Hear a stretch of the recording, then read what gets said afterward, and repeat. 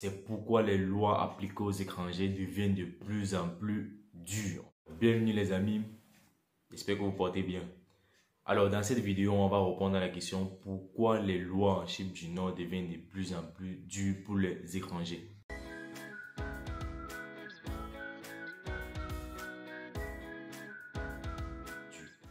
Alors, ce que vous devez déjà savoir à propos de la Chypre du Nord, c'est quoi? C'était une île qui n'était pas très connue par le passé. Donc ça veut dire quoi? Les différentes nationalités qui venaient ici, les différentes personnes qui venaient avant ici sont des pays voisins de Chypre. Quand je parle de Chypre, ça veut dire peut-être la Turquie, les pays de l'Europe en fait, et l'Angleterre aussi. Donc ici, par le passé, il y avait beaucoup d'Anglais. Mais maintenant, la Chypre est un pays totalement, je peux dire presque connu en fait. Beaucoup d'Africains quittent maintenant l'Afrique pour venir en Chypre, que ce soit pour les études, d'autres pour le travail. Alors maintenant, dans cette vidéo, c'est de répondre à la question pourquoi les lois sont devenues de plus en plus dures pour les étrangers. Alors, ce que vous devez déjà savoir, c'est que par le passé, pour venir en Chypre du Nord, c'était très facile. Et certaines personnes ont profité de cela en fait. Donc, pour pouvoir venir en Chypre du Nord, en tant qu'étudiant, pour pouvoir étudier, tu prenais juste l'admission dans une université. Et après l'admission, tu payes la scolarité, tu payes ton billet d'avion, tu t'envoles. Donc, il n'y a pas de quarantaine. Ah bon, avant aussi le Covid en fait. Donc, il n'y avait pas de quarantaine à payer ou quoi que ce soit. Où il n'y avait pas aussi de réservation de billets d'avion aller et retour. Je précisais bien cela. Donc, le billet d'avion que tu devais acheter par le passé, c'était one way. Donc, tu allais direct. Mais présentement, comme je vous l'ai dit, la Chypre est devenue de plus en plus connue et la Chypre aussi a accueilli beaucoup d'étrangers. Ce qui fait que, vous savez, quand les étrangers arrivent dans un nouveau territoire, eux, ils essaient un peu de faire de la même façon que comme d'où ils viennent en fait, d'où ils vivaient avant. Donc c'est un peu ça, c'est pas ce que vous allez comprendre. Donc quand un étranger arrive dans un nouvel espace, il essaye de ramener cette mentalité-là en fait. Alors, ce qui se passe en Chypre du Nord, c'est quoi? Vu qu'elle a accueilli beaucoup d'étrangers, et il y a eu ces différents changements-là. Donc, comme je vous l'ai expliqué avant, pour pouvoir venir en Chypre du Nord, il y a aussi à travers mes différentes informations, donc de ceux qui ont fait pratiquement plus de 5 ans ici, dans les différentes informations qu'ils m'ont aussi données venant d'eux en fait. Ils me disaient ceci, avant, pour venir en Chypre, c'était juste un billet d'avion, donc un aller. C'était pas un aller, un retour, comme ça se fait présentement. Donc, ils achetaient le billet d'avion, ils arrivaient ici. On s'est rendu compte que certaines personnes voyageaient avec de faux documents. Donc, ça, c'est d'abord la première raison. Certaines personnes voyageaient avec de faux documents. Et arrivé à l'aéroport international d'Abidjan, lorsqu'on fait le contrôle, on se rend compte que peut-être vos documents sont faux. Déjà maintenant, si on se rend compte que vos documents sont faux, il faut que vous retournez parce qu'ils ne peuvent pas vous admettre d'entrer sur ce territoire avec de faux documents. Maintenant, s'ils ils vont vous faire retourner, avec quoi vous allez retourner? Maintenant, les frais du billet d'avion seront à leur charge en fait. Donc, ça c'est la première chose que vous devez noter. Donc, certaines personnes ont profité de cela. Donc, déjà c'est ça. Et aussi, par le passé, la résidence, donc la résidence étudiante, pour certaines personnes qui ont fait déjà, je crois même 6 à 7 ans ici, la résidence se faisait pour 2 ans. Mais maintenant, c'est une année après chaque année. Après chaque année, vous devez faire votre résidence et pas le biais de l'école. Et aussi par le passé, pour pouvoir faire la résidence, en fait, tu n'étais pas obligé de passer par le biais de l'école.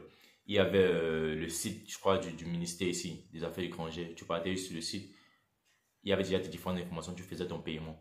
Mais maintenant, tout cela a changé. Ils se sont rendus compte qu'il y a certaines personnes qui arrivaient ici, c'était non plus pour étudier, non plus pour travailler aussi, parce que c'est possible de faire sa résidence en tant que travailleur. Je l'ai déjà expliqué dans plusieurs de mes vidéos.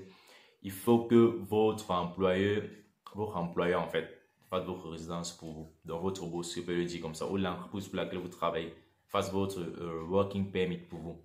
Donc, ils se sont rendus compte qu'il y a beaucoup de personnes qui venaient ici là pour traverser. Donc, ça, c'est aussi l'une des principales raisons. Si vous avez cherché beaucoup d'informations, vous allez constater cela. Donc, ils se sont rendus compte qu'il y a beaucoup de personnes qui voyageaient avec de faux documents et d'autres personnes venaient juste pour traverser pour le sud, en fait, et pouvoir traverser pour d'autres pays européens. Donc, pour ceux qui ont fait des informations, vous allez constater cela, en fait. Donc, raison pour laquelle certaines lois ont durci et ont changé.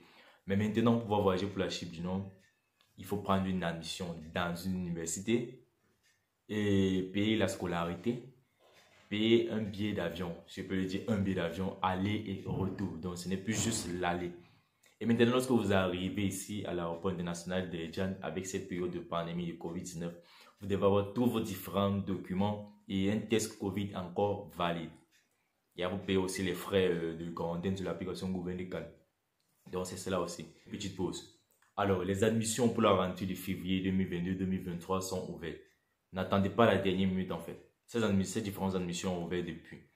Alors, pour toi qui aimerais poursuivre tes études en Chypre du Nord pour la rentrée de février 2022-2023, n'hésite pas à me contacter. Profitez des différentes bourses que nous offrons, que ce soit des bourses de 50% ou des bourses de 100% pour des étudiants master. Donc, contacte-moi pour en savoir plus. Donc, on va dans la description de cette vidéo et tu verras mes différents réseaux sociaux ou soit mes différents groupes. Tu pourras voir mon groupe WhatsApp ou mon groupe Telegram. Donc, avec ces différents groupes, tu pourras intégrer et me contacter IB. Donc, c'était l'information que j'avais à passer. Nous sommes de retour. Comme je disais, je réponds dans cette vidéo à la question de pourquoi les lois sont devenues de plus en plus dures pour les étrangers en Chypre. Alors, donc j'ai listé le premier élément qui était que beaucoup de personnes venaient ici pour traverser et de deux, d'autres personnes voyageaient avec de faux documents ou peut-être de faux passeports, si je peux le dire comme ça. Maintenant, on va continuer la liste. Le troisième élément, en fait, avec aussi cette période de pandémie, c'était que bon, avait aussi la loi que le gouvernement appliquait ici au départ en fait, avec le Covid, le gouvernement prenait tout en charge. Quand il dit tout en charge, ça veut dire quoi? Lorsque l'étudiant prenait ses différentes admissions, il faisait la procédure, etc. Il voyage, il arrive ici, c'est le gouvernement qui fait la quarantaine. Donc, c'est le gouvernement qui te prend en charge pour la quarantaine. Il te logeait dans un hôtel ou une accommodation requise pour cela en fait. Donc, tu passais tes 2 semaines en quarantaine. Tout était à la charge du gouvernement. Mais maintenant, on vit aussi l'économie du pays qui a chuté, etc. Et aussi avec le problème de la monnaie, parce que la monnaie qu'on utilise ici, en fait, c'est le Turkish Lira. C'est la même monnaie qu'utilisée en Turquie. Donc, la monnaie nationale, vu qu'ils utilisent aussi plus, je peux dire, les monnaies étrangères comme l'euro, le dollar et le pound ou encore le sterling. Alors, mais après cela, ils avaient certaines difficultés, comme je l'ai dit, vu l'économie du pays, ça chutait en fait. Maintenant, ils ont fixé une nouvelle, je peux dire une nouvelle loi pour les étrangers. C'était que chaque étudiant, désolé, chaque étudiant qui arrive ici devait payer sa quarantaine de 640 dollars. Mais maintenant, cette loi a été, je peux dire quoi, annulée. Nous ici, on s'est battu pour cela. Et il y avait les différentes communautés aussi et aussi les universités parce que cette loi a été prise par le gouvernement. Mais même les universités n'étaient pas d'accord pour cela. Donc on s'est battu pour qu'ils annulent cette loi en fait. Mais présentement, la quarantaine se fait à domicile. Donc pour ceux qui veulent. Donc présentement, jusqu'à présent, il y a, je peux dire, 2 formes de quarantaine. Il y a la quarantaine des docteurs universitaires. Donc si vous pouvez passer votre quarantaine à l'université, des docteurs universitaires directement, vous contactez ou soit peut-être celui qui gère votre dossier, vous lui dites. Il vous met en contact avec le département qui est chargé de docteur universitaire, bon, qui est chargé des enregistrements en fait. Donc on va vous enregistrer là, vous allez faire le paiement qu'il faut. Mais présentement, la plupart des universités, pour 2 semaines de quarantaine, pour qu'ils vous prennent juste pour les 2 semaines de quarantaine, ils fixent des tarifs ce sont des frais de 200 euros en fait. C'est 200 euros pour les 2 semaines de quarantaine. Donc ils prennent en charge, certaines universités prennent en charge votre nutrition, les factures d'électricité, eau et d'internet. Donc c'est cela. Alors le deuxième moyen de la quarantaine, c'est la quarantaine à domicile. Mais maintenant pour la quarantaine à domicile, il y a des frais de quarantaine à payer sur une application qui est appelée Gouvernecal. Donc pour obtenir le bracelet électronique qui va vous permettre de faire la quarantaine à domicile. Pas juste les étudiants qui regardent, il y a aussi des travailleurs, il y a aussi des parents, des mères de famille, des pères de famille, etc. Alors, par le passé, il était facile. Quand je dis par le passé, c'était avant le Covid en fait. Précisément avant le Covid. Il était facile d'inviter ses parents ou ses frères ici. Donc, par exemple, tu es étudiant ici, tu pouvais envoyer une invitation à tes parents. Donc, pour venir peut-être pendant les vacances, passer les vacances avec toi. Mais présentement, ce n'est plus possible. Donc, pour beaucoup de personnes qui me posent encore cette question, ça ne se fait plus en fait. Pourquoi? Vu que présentement, il y a déjà beaucoup d'étudiants en Chypre. Donc, petit quoi, la population a augmenté en Chypre en fait. Et ils ne veulent pas que ça déborde. Donc, raison pour laquelle ils ont annulé toutes ces différentes invitations. Donc, présentement en Chypre, il n'est plus possible d'inviter ses parents. Donc, pour pouvoir venir pour les vacances, etc. Présentement, on peut parler de la procédure à la Chypre du Nord. Alors, il y a certaines personnes qui viennent, qui regardent mes différentes vidéos, après qui me contactent. Ils me demandent comment se passe la procédure. Bon, pour plus d'informations en fait. Moi, je leur donne un peu plus de détails. Alors, et après cela, ils partent, ils prennent les admissions en ligne.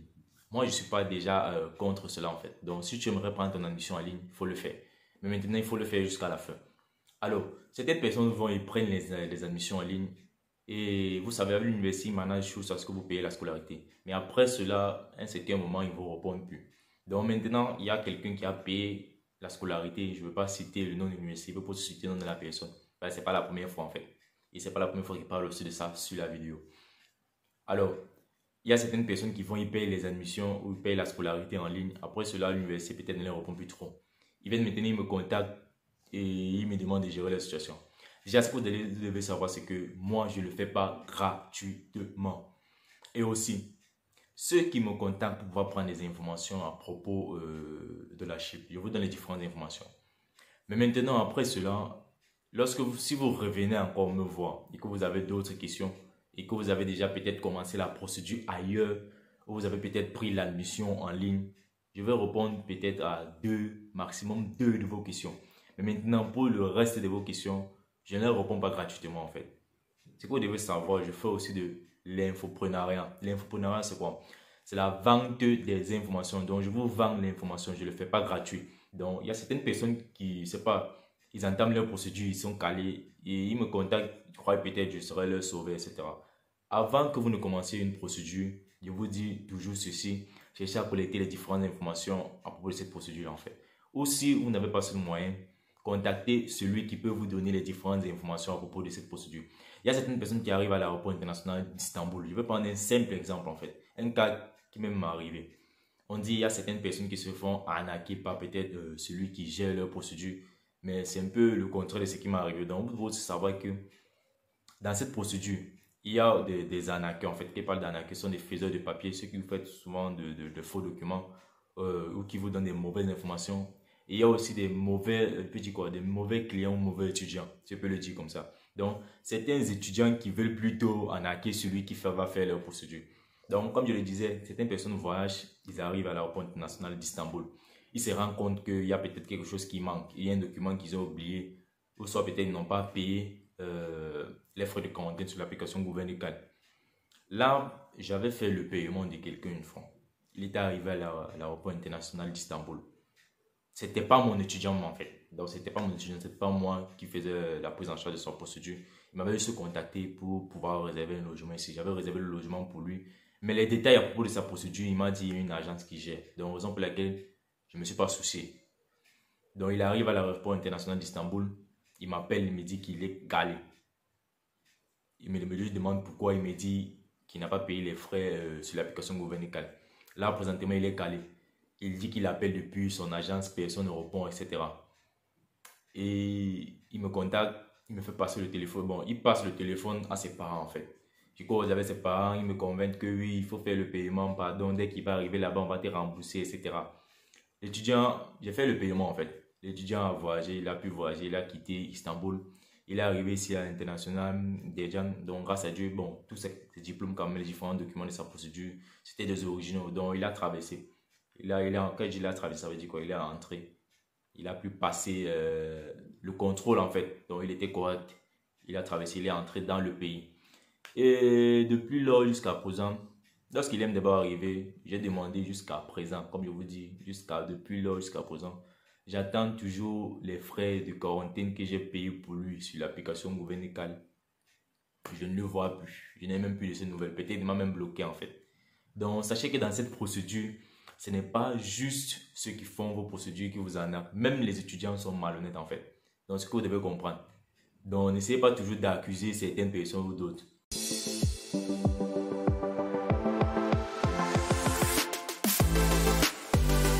Je vais arrêter la vidéo à ce niveau-ci. Je ne voudrais pas que la vidéo soit très longue. Si on veut vraiment discuter à propos de ce sujet, la vidéo va faire même 3 heures de temps. Donc, il y a beaucoup d'informations.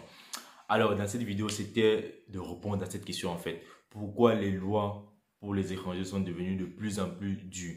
Alors, pour ceux qui aimeraient poursuivre l'étude en Chypre du Nord pour la rentrée de février 2022-2023, comme je l'ai dit, les admissions sont déjà ouvertes. Alors, contactez-nous pour pouvoir profiter de certaines bourses que nous offrons. Alors, merci d'avoir regardé cette vidéo jusqu'à la fin. Moi, c'est Franck, pour la propriétaire de la chaîne étudiant en Chypre du Nord. Bye.